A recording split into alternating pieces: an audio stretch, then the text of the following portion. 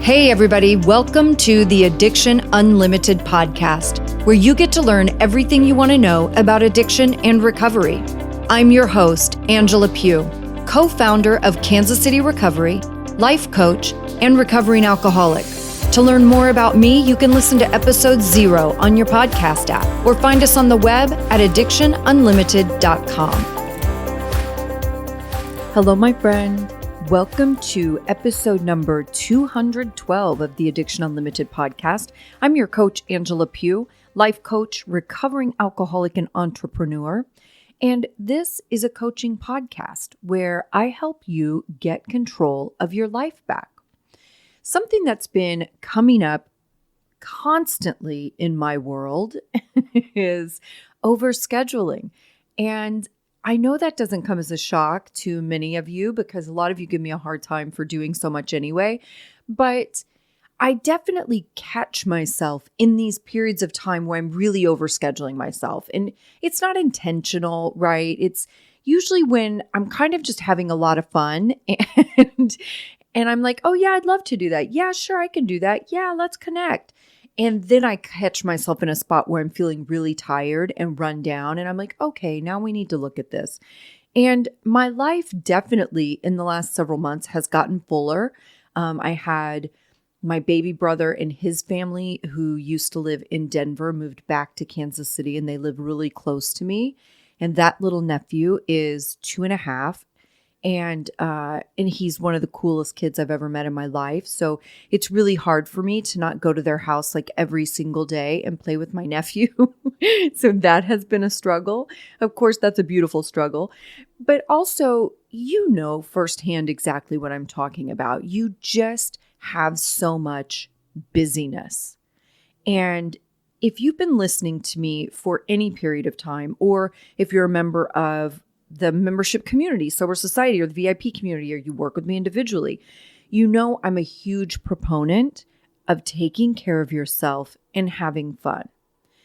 And I just had a night the other night out with a couple of girlfriends that, honest to God, was one of the most fun nights I've had in a long time.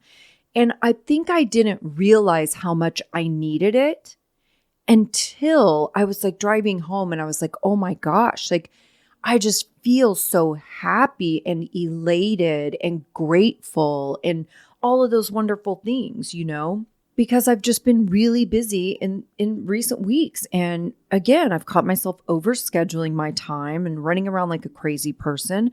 I also had a dear friend pass away from cancer. So my emotions have been high. I've been tired and I really needed a happy moment.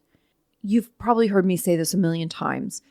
You have to be even more aware of self-care in those times where you feel yourself run down, right? And this could be like, for me, I'm really recognizing the last several weeks I've overscheduled myself and I've been running a little crazy.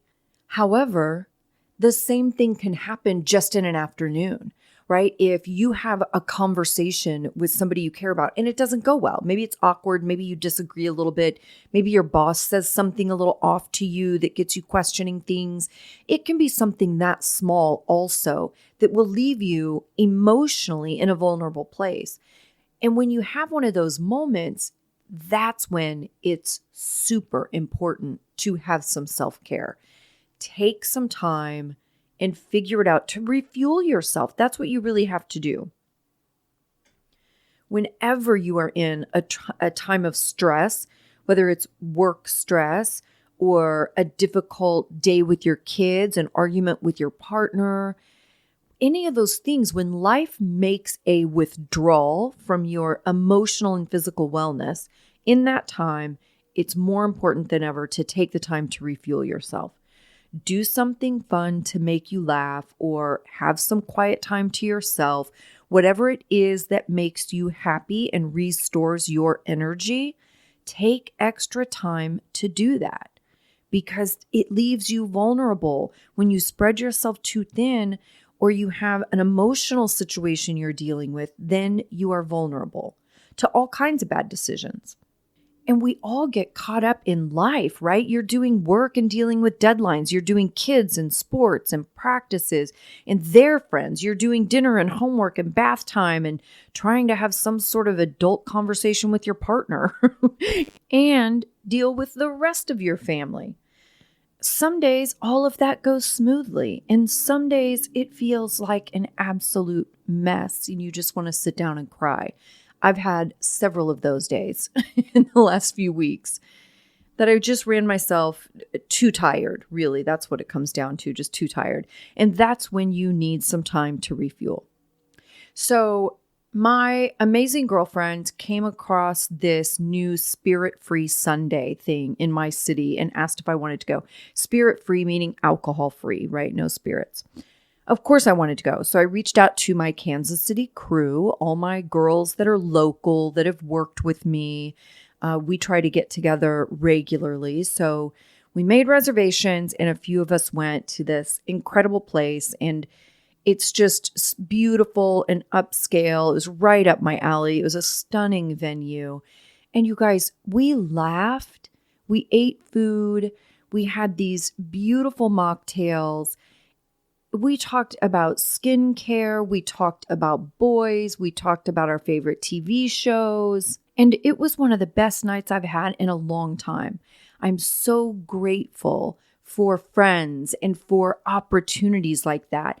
And I really want to encourage you to seek out some fun things to do with your friends. Make personal time a priority. In my Sober Society member community, we are having a focus on scheduling personal things, fun things, refuel yourself things on a monthly basis. I even made them a worksheet about it. And this will help you manage your stress better. You feel more calm and you get control of your life back. And that's really what we're here for. So that's my self-care rant for the day, my friends. If you are not taking care of yourself, take a moment and do it. Plan something, do something, go somewhere, whatever it is for you. Take a moment today and make that magic happen. And now let's get into our episode today. This is the first time I've done one of these, and I'm going to do a Q&A episode, question and answer. I get questions all the time about everything, and I spend a lot of time in our Facebook group answering many of them. And I decided I should take some questions from the Facebook group and answer them for all of our listeners in an episode. And I thought this would be fun because if you guys are posting them in the Facebook group, then I know other listeners probably have the same questions, right? And I'll tell you, we have a ton of listeners that are not in the Facebook group, so I thought it would be a good crossover. And the first one I want to start with is about dating. And I love this question. You guys know I'm a single girl, so these dating questions crack me up. And relationships are the other thing I study, like addiction. So, of course, my two greatest struggles in life are what I study, addiction and relationships. So here it is. When it comes to romantic relationships, do you only date people who are completely sober as well, or are you open to dating casual drinkers? If so, what sort of conversation do you have about it? I'm usually upfront about it right away when I meet someone, just curious how others navigate this. I'll tell you, this is like everything, right? It's a deeply personal choice that you have to make. And for me, it was like trial and error. I had to do all the different things to figure out what I really didn't like, what was not comfortable for me, and what was comfortable for me. I have definitely dated other people who are 100% sober. Not only alcoholics, I've definitely dated drug addicts who have gotten clean and sober as well. And I've dated people who were casual drinkers, and I dated people who were alcoholic drinkers in my sobriety in the early years. So for me, I'll tell you some of the struggles I've had with casual drinkers or now, a super casual drinker, like a person that has one drink with dinner, like that would never bother me. I'll say it wouldn't actually be my preference. I think the person for me is probably someone who just isn't interested in alcohol. That it's not even on their radar. They're not worried about having one glass of wine with dinner. Like they just don't care about it, right? And I know a ton of people that just don't drink because they just don't drink. So I think that would probably really be my ideal person, where alcohol is just not on their radar at all. So here's some of my experiences. So I dated someone many years ago who was, I would say, a casual drinker. Like, he definitely didn't drink out of control and get crazy. He would have a few drinks, get to a place, he would get pretty buzzed, and then he would stop. His focus then really would shift to food. He just wanted to eat. But I'll tell you the struggle I had with that. He would have a couple of drinks, and you know how you get when you have a couple of drinks, right? Your inhibitions go down. You love everybody. You're telling everybody you love them, and you get extra touchy, not in a bad way, but I mean affectionate. And it was really confusing for me because we would be out and I would have this dude a couple of drinks in. He's like, "Oh my gosh, you're the greatest person. Where have you been all my life? I could see myself marrying you," all these things. But I never really knew. I mean, I didn't want to marry him, but I never knew, like, does he mean that? Or is that just his tipsy self-talking? Because that's how you get after a few drinks. So it definitely created some confusion for me. So that was my experience with somebody. He was maybe a little more than a casual drinker. He wasn't a drunk or an alcoholic by any stretch, but he would have a few drinks and get tipsy. And then the other part of this question was how to navigate, like, having the conversation.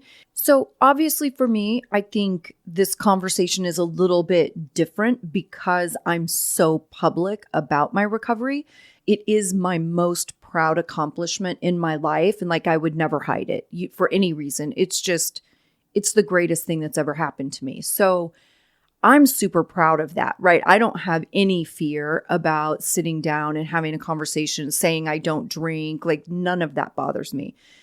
I will say, I definitely have friends that get a little weird about that, and they feel a sense of rejection if somebody doesn't respond well to them not drinking.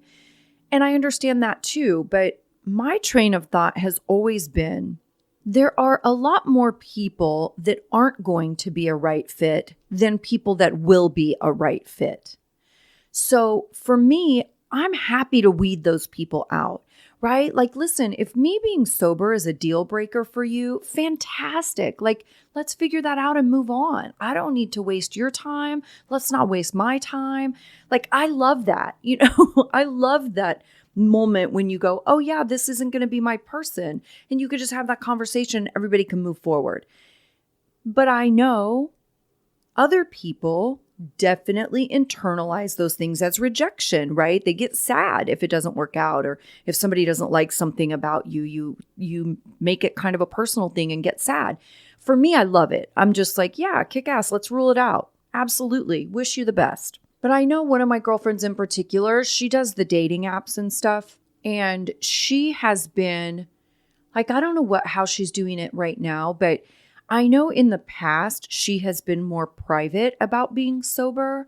But for me, I think, like, I would rather I don't drink. I am such a different person and so protective of my personal time.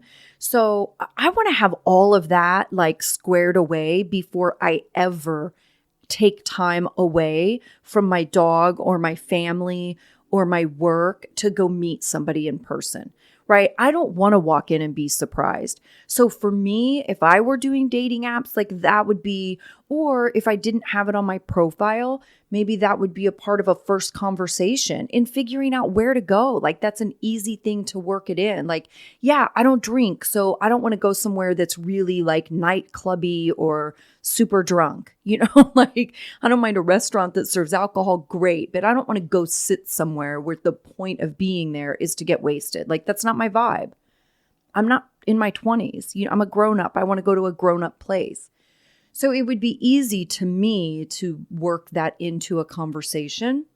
But I like being very upfront about that because I don't want to waste my time or waste their time. I don't want to hem and haw and create a relationship where I know I'm hiding this thing. And maybe you see somebody a second date, a third date, a fourth date, and you're still hiding this thing and you're not going to feel good about it. And it is misleading. It's definitely misleading and unfair to the other person also. When I'm on a date and have some hope of maybe a second date, I want to feel like the person across from me is being honest with me. I want to feel like I'm actually getting to know them.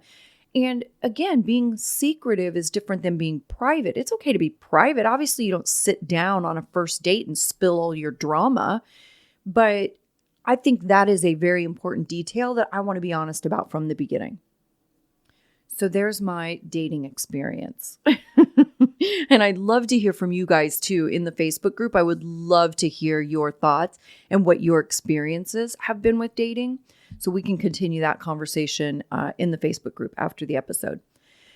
Okay, next question. How long did it take for you to stop thinking, oh, a drink would make this so much better? That not drinking became a way of life. So I'll tell you, again, my personal experience with this was pretty instant for me because my rock bottom moment that made me stop drinking. For those of you that don't know, I got sober because I got in a car accident.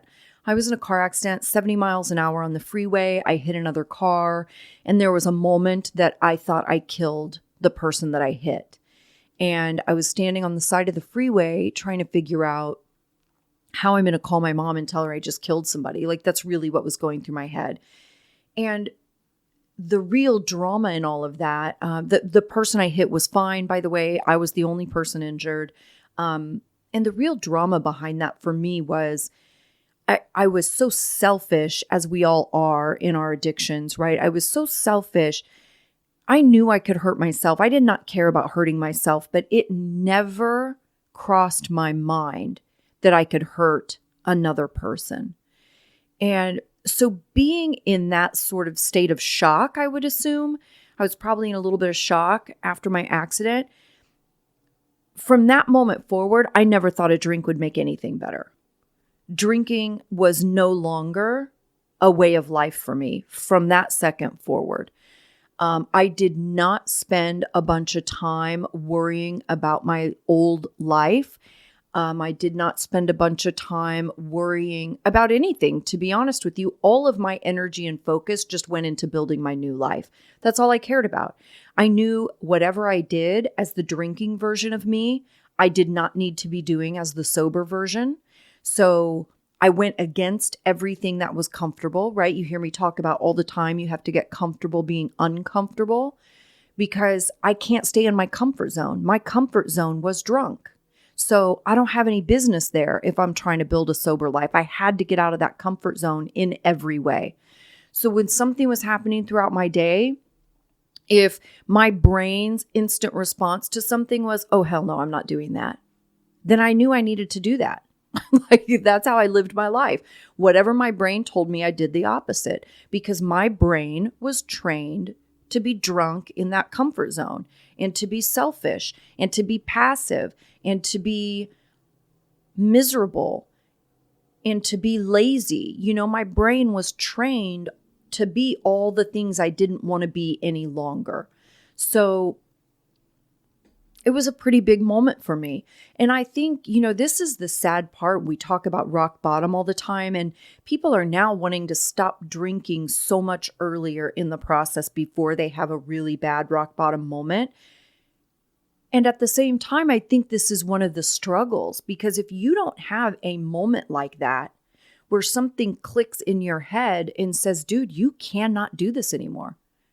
And that's what it was for me. It was like, this is no longer an option, period. It just wasn't an option. And if you don't have a moment of desperation that gives you that very succinct yes and no situation, then it's hard to stay stopped. And I think that's one of the things that people struggle with so much. If you don't have a major rock bottom moment, you can always still kind of believe that alcohol is an option or that alcohol is going to make it feel better. And then you don't do the work to be able to just feel better without any substance. And that's the key, is you have to do that work to be able to self-soothe, to understand things in a different way. And so when things happen in your life, it doesn't drag you down so much. So you don't have those skills when you rely on a substance or another person, because that could be the same thing with some really bad codependence. You don't develop your own coping skills. That's why alcohol still sounds like a good idea, because it's still your main coping skill. So you got to figure out other coping skills to understand that alcohol is not going to make anything better. A drink is not going to make anything better. You can make stuff better. You can make things feel better. You can make yourself feel better. You can make your life better. But alcohol can't do that for you. It just numbs. And then all your drama just waits for you to not be drunk anymore. And the next question is kind of in this same, coping skills conversation. Is coping with stress, anxiety, and angst easier now that you are sober? Meaning, does that need or craving for a crutch to help tone down all the stuff running through your head ever go away? Yeah, for sure. And the result you get is directly dependent on the energy you put into it. So if I think about how I was when I got sober, how I was as a human being, how I lived my life, how I responded to my life, those were all the things I had to change, right? I was an instant gratification person. I always wanted the instant gratification. I could not sit and be uncomfortable or bored or anything for more than 3 seconds. So those were muscles I had to start exercising. I had to get better at not going for the instant gratification and recognizing that. Like when I'd be shopping and I'd want to buy the thing even though I didn't need it, or I'd be shopping for a certain thing and they wouldn't have the one I wanted, so I would just buy the one I didn't even really like because I wanted the instant gratification. Like that's how I approached my life. I was constantly just jumping from one thing to the next, one job to the next, one person to the next. Jump, jump, jump, jump, jump, always for instant gratification. I never dedicated myself to anything. And also running. I would jump from thing to thing also because I would be running away, right? If I had a job and all of a sudden I had a bad night at work, so, as a bartender, if I had a bad night at work or if my manager said something to me that I didn't like, I was gone in a split second. And I had a reputation as a bartender that I could do that. Anybody was happy to take me. So I never had to worry about a job, but I never could stay. I didn't have staying power.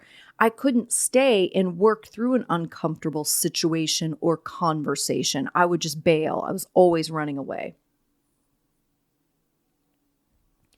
Another thing for me was I was very codependent, and all of us are, certainly in active addiction, certainly in early sobriety, super codependent.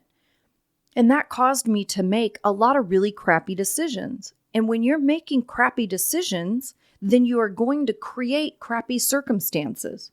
That's how it works. When you choose a behavior, choose a thing, you are also choosing the consequence of that. So as a codependent person, I just made decisions for all the wrong reasons. So I was always creating drama in my life. So that was something I had to just chill out. I had to learn to do that differently. I had to start learning to think for myself, be on my own, make decisions in my life that were best for me, not make decisions to get the feeling I wanted or create the relationship I thought I wanted. I had to start looking at things with a more realistic lens and making decisions that were good for me. So that had to change. The other thing was I was super dramatic. I really thought that God hated me. I'm not even a God person, but I really thought God hated me and wanted to punish me. And a lot of that, and that's the truth, by the way. I kind of say that with a joking tone, but that's the truth. I literally thought I was a curse, and I was cursed. So I thought I had it built up in my head that like I deserved to be punished. And all of that goes back to self-esteem and self-loathing, right? Because I did some really crappy things in my life, and I didn't feel good about myself because I did those crappy things. And I always had this sense of, oh, if people knew I did this thing or did that thing, then they wouldn't like me anymore. If they knew who I really was, they wouldn't want to be a part of my life. And so I felt like I was always being punished. So when the tiniest thing would happen in my life, I would explode. My response would be so big and dramatic and angry and mean, right? And it could be anything, but I was so freaking dramatic. And what I'll tell you now, 200 years later, is there are very few things that happen in our lives that deserve that kind of response. Like, I don't have that kind of response to anything anymore. There is no explosion. There is no losing my temper. I don't do any of those things because I worked really hard on myself to change those pieces of myself. So do I need a crutch now? No. Do I sometimes use a crutch? Sure. Food for sure can be a crutch for me. I can definitely eat something just to make myself feel better. I have to be mindful of that. But I don't have so much stress and anxiety and angst because I've done so much work on those other pieces of myself that now I really love me and I'm really proud of who I am. And I make good choices so I don't have all the drama and chaos in my life. I don't bring bad people into my life, which I used to, right? Again, instant gratification. I dated the worst people because all I cared about was he was hot, right? So he could have been the worst person on the planet and I would invite him right into my life because he was hot and that's all I cared about. Instant gratification. And then you see dating somebody who isn't good, who lies, who cheats, all those things, then that brings all that drama and chaos with it.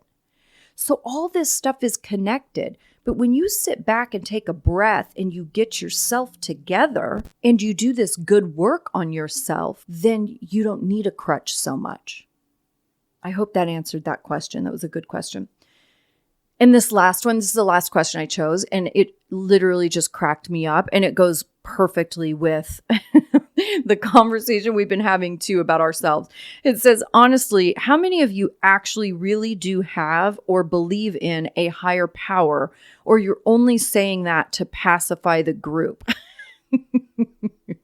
Now, listen, the first thing I want to say about this is, if you are saying things just to pacify your group, the first thing I would be working on is codependence, because that's total codependence. I want to say the right thing or do the right thing so everybody likes me or so nobody disagrees with me because I don't like confrontation. So that's codependence. We got to work on that first and foremost. It is better to not say anything at all than to say something just to pacify a situation. My experience with higher power, I think for people who have a religious background, this obviously is a much easier journey for them. Now, I grew up around some people who were extreme religious people, and they were very damning and mean, and it freaked me out. And they really weren't very nice. They were very judgmental and condescending. So from a very young age, I kind of went a different direction away from religion. So when I first got to AA, I didn't care that other people have that belief system because it's none of my business what anybody else is doing or what somebody else is believing. It literally is just none of my damn business. And I did have to have that conversation with myself before I went to my first meeting because it was a concern. Like, so many people are freaked out about how much it says God in the steps and in the book and whatever, because it was written in the 30s. Everything was about God. And I had to have that conversation with myself. I was like, Angela, I was 33 and a half when I got sober. I'm like, Angela, You're a freaking adult, dude. Nobody can force you to go to church. Like, you're perfectly capable of saying, no, thank you. Like, you're fine. Nobody can make you do anything. Go sit down and shut up. And that's what I did. So I don't care what anybody else's belief system is, none of my business. And if I'm judging them, I've got bigger issues to work on, So I sat in the rooms for a long time, and really my group was my higher power. And I understood it in a way that was like, my group was really what guided me. It was like my North Star every day. I thought about my group and I couldn't wait to get there and let them know I was still sober. So that was kind of my higher power, right? It guided me. It gave me something to plan for and look forward to and feel good about. So for a long time, that was just it, right? My group was my higher power, and that worked forever. And at some point, I got back in touch with my spirituality, which I was a pretty spiritual person, of course, when I lived in Los Angeles, because that's much more a way of life there.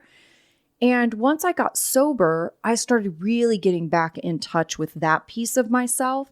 And I'm a universe person. I practice law of attraction, visualization, things like that, which is kind of my version of prayer, I guess.